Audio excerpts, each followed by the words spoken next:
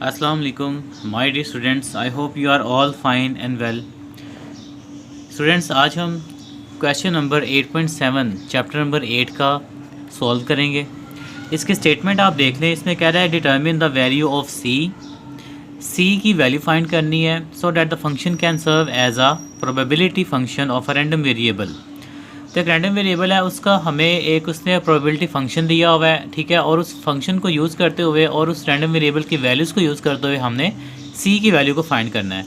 दो पार्ट है इस क्वेश्चन के, ठीक है। बहुत इजी क्वेश्चन है, छोटा सा क्वेश्चन है। इसमें देखें, फर्स्ट पार्ट में एक फंक्शन है और देन आगे वाई की कुछ वैल्यूज़ दी गई हैं हमें, तो हमने इन वैल्यूज़ को यूज़ करना है, वाई की वैल्यूज़ को, और सी की जो वैल्यू है वो हमने फाइंड करनी है। इस तरह ये सेकंड फंक्शन है और ये वाई की कुछ वैल्यूज़ हैं। तो चलें क्वेश्चन को सॉल्व करते हैं। वीडियो को एंड तक देखिएगा बगैर स्किप किए, क्वेश्चन को अच्छी तरह समझिएगा। कोई पॉइंट अगर रह जाए तो वो हम फिर कमेंट्स में डिस्कस कर लेंगे। जी स्टूडेंट्स, जैसा कि क्वेश्चन की स्टेटमेंट आपने देखी है, उसमें एक फंक्शन दिया गया और वाई की आगे कुछ वैल्यूज़ दी गई हमें। तो हमने क्या करना है, एक टेबल ड्रॉ करना है। इस तरह से 3 कॉलम्स लेने हैं, जिसमें फर्स्ट में हमने वाई की वैल्यूज़ लिख ली हैं जो हमें गिवन थी। देन हमने सेकंड कॉलम में फंक्शन लिख दी है, एफ ऑफ वाई मीन्स के फंक्शन ऑफ वाई, जो कि हमें उसने गिवन दिया हुआ है सी इंटू वाई, ठीक है। ये वाला ये हमने इसमें लिख लिया। अब हम क्या करेंगे, ये जो वाई की वैल्यूज़ है ना, ये बारी बारी हम इस फंक्शन में पुट करते जाएंगे और जो है सी की या फंक्शन जो है इसकी जो नई फॉर्म है वो हम लिखते जाएंगे। जैसे कि अगर हम सी के साथ वाई को 1 के साथ मल्टीप्लाई करें, मतलब y इज़ इक्वल्स टू 1 है यहाँ पे, तो हम जब c इंटू 1 करेंगे, c इंटू 1, तो वो हमारे पास स्टूडेंट्स आ जाएगा c, ठीक है, बिकॉज मल्टीप्लाई हो जाएगा, ठीक है। इसी तरह हम 2 पुट करेंगे अब इस फंक्शन में, y की जगह पे c इंटू 2 करेंगे तो वो हमारे पास 2c आ जाएगा। इसी तरह हमने ये सारी वैल्यूज़ को इस फंक्शन में पुट करते जाना है और फंक्शन की एक न्यू फॉर्म वो हमने बनाते जाना है c की वैल्यूज़ के साथ। जी स्टूडेंट्स, इस तरह से। अच्छा, अब हम क्या करेंगे, जब हमारे पास f ऑफ y आ जाएगा तो हमें f ऑफ y का सम चाहिए, ठीक है। तो अगर हम इस क्वेश्चन में f ऑफ y का सम करते हैं ना, तो वो हमारे पास स्टूडेंट्स यहाँ पे आता है 15c, ठीक है। 1 प्लस 2 प्लस 3 प्लस 4 प्लस 5 15 आ जाएगा और c साथ में एज इट इज़ लिखाएगा। ये हमारे पास इस कॉलम का सम है। बट हमें तो ये बताया गया था कि जो फंक्शन होता है किसी भी प्रोबेबिलिटी डिस्ट्रीब्यूशन का, जब हम उसका सम करते हैं वो 1 के इक्वल आता है, ठीक है। तो ये हमारे पास एक कंडीशन है जो हमें पता है, हम इसी कंडीशन को यूज़ करेंगे और सी की वैल्यू फाइंड करेंगे। वो कैसे, वो इस तरह कि वी नो कि हमारे पास जो सम होता है एफ ऑफ वाई का, ये तो हमेशा 1 के इक्वल आता है किसी भी प्रोबेबिलिटी डेंसिटी फंक्शन के अंदर। जो एक सही प्रोबेबिलिटी फंक्शन होता है किसी भी वेरिएबल का, उसमें हमेशा जो उसकी एफ ऑफ वाई होती है, प्रोबेबिलिटी ऑफ वाई होती है, उसका सम हमेशा 1 के इक्वल होता है, ठीक है। इस कंडीशन को हम यूज़ करते हुए अगला प्रोसीजर करेंगे।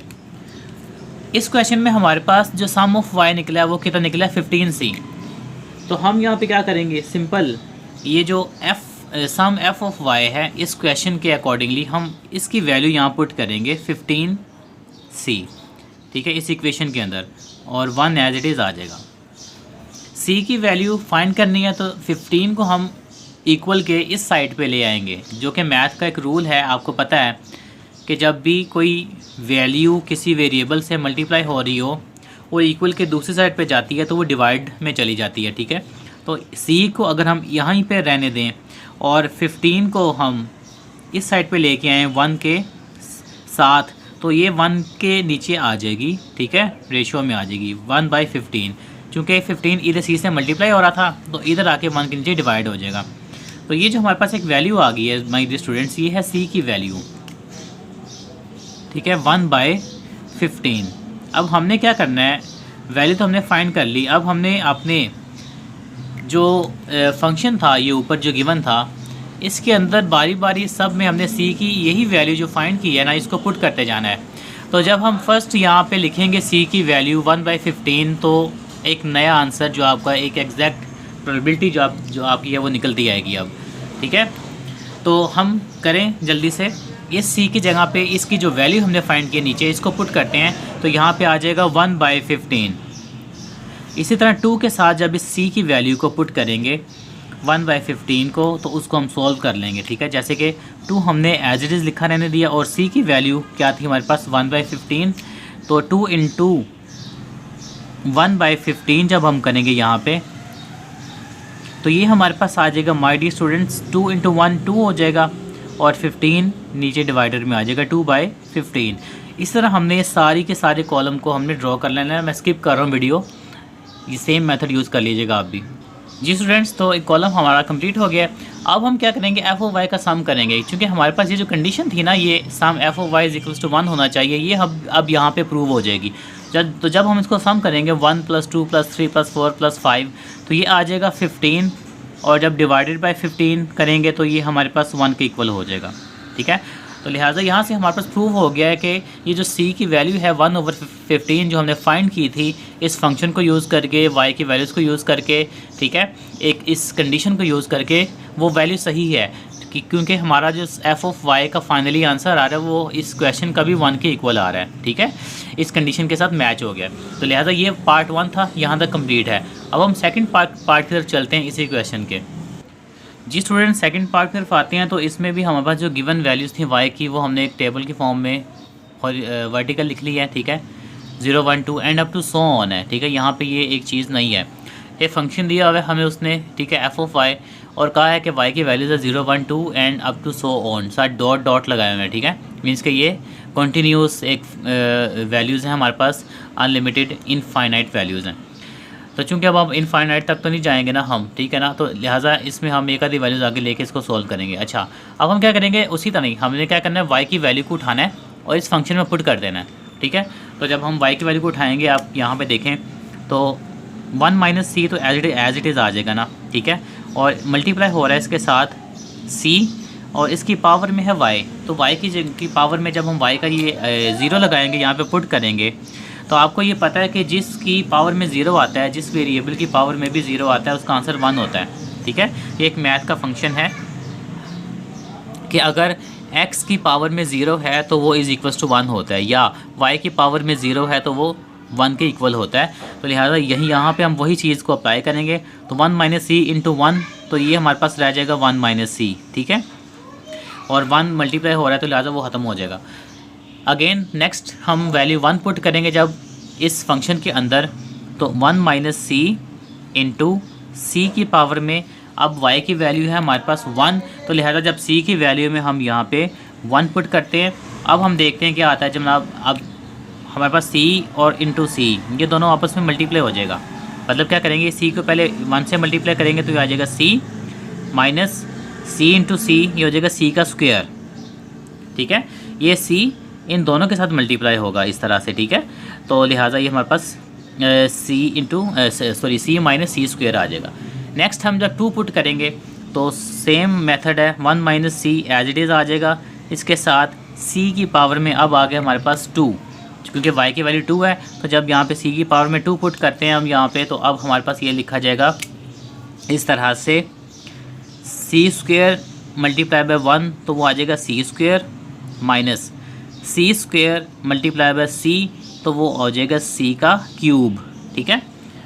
इसी तरह अगर हम 3 ले लें आगे, यहाँ पे फंक्शन में हमें 2 तक वैल्यूज़ दी हैं और आगे उसमें क्या अप टू सो ऑन, तो हम एक वैल्यू खुद से ले लेते हैं, ठीक है, 3, ठीक है। अब 3 को हम यहाँ पे यूज़ करते हुए c की वैल्यू को फाइंड करते हैं, okay, 1 - c as it is आ जाएगा, इनटू c की पावर में अब हमने क्या पुट किया है, अब हमने 3 पुट किया है, ठीक है, y की जगह पे 3 पुट किया है c की पावर में।